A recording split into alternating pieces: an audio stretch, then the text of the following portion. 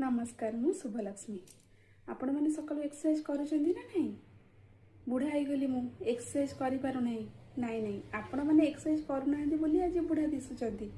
exercise करतु fit रुहतु तापर mirror आगे आपण शरीर को देखंतु आपण 50 होइतिले भी ना आपण 30 पर दिसिबे बिना एक्सरसाइज रे आपण 30 होइतिले भी 50 रो दिसिबे यदि आपण हेल्थ आपण साथ न दब लाइफ रे किछि एन्जॉय नहीं